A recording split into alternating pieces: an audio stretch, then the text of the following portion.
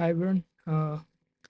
Today, I'm gonna tell you how to deploy applications into prod.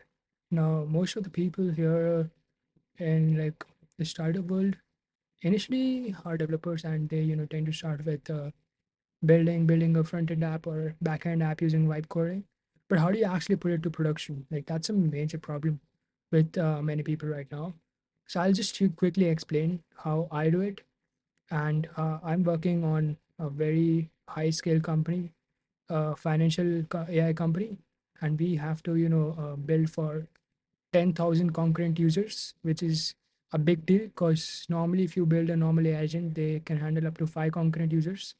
But yeah, we are working on a very big scale, and I would like to let you know how we do it and how you can scale your projects to handle this load, right? The first part in our step is, of course, we use containers. We use Docker. First step would be to create a Docker file of wrap. Now you could have two ways here. So there are some apps which are called uh, monolithic, and there are some apps which are called the other set is called microservices. Now, monolithic apps are like really good if you want to build a startup initially and get build MVP and get funding. But usually, like when you're scaling to like many users, you would switch to microservices. Now, the thing with microservices is that every section of your app is separate, and if something breaks, it doesn't break the entire code, right? So that's what we do. You create several different blocks of code, right? So you could have a piece of code which is auth for example. Auth could be one microservice. The second one could be CRUD services. CRUD is basically creating, writing, updating, delete from the database. And then you could have different microservices which is handling business logic, and different microservices which might handle your clock in, because usually at clock in there are 20,000 plus people clicking a single button at the same time. That's where you could use a different microservice. And for each of these microservices, you'll have to create a separate code. And to deploy that code, you'll have to create a Docker file. Now, creating a Docker file is super easy. You can just go to Perplexity, for example, or Comet, and then just type in like create a Docker file for my project, explain what it does, and if you want any special conditions, you can say one special condition could be that use Gonicon for scaling, right? That could be one. And then after you build a Docker file, you should push it on GitHub. That's a major thing. Otherwise, if your code breaks, it's a very big disaster.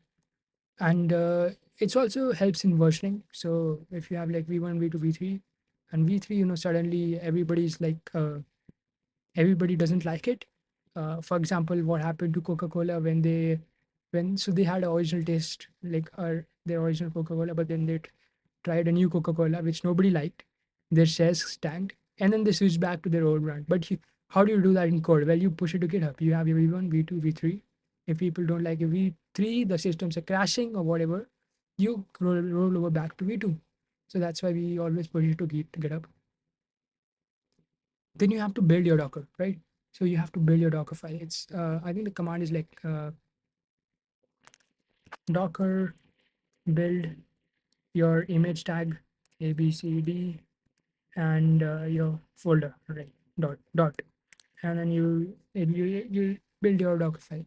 It will create a container, and then you push that container to ECR. So these are called container registries. You can take a deep dive into it, but pushing it to container registry means that that container can be accessible anywhere.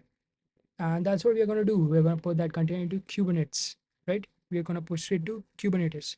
Now, to push it to Kubernetes, if you're using microservices, you would like to use Kustomize, because you have so many microservices, you have to push so many different things, right? You have to, suppose you have a entire huge big system which has 10, 20 microservices. you managing all those microservices is a very big task. You would like to manage it using a single file, and that's what customize it is for. It helps you build a single Kubernetes manifest, which is what you can call it, infrastructure as a code, which Kubernetes used for each microservice. It basically describes like what is your container ID, uh, your content registry path, your ports, and then any environment variables that you like to use. And Kubernetes creates a system using that specifications. But now, if you have 20 microservices, you also need to see how can you have a single Kubernetes manifest, because you would like to use the same ports for all the files. You like to use the same configuration of containers, and you can do this with customers where you can keep your name a variable similar to templating. It's basically templating for Kubernetes. And a customized file would be something like, let me show you an example.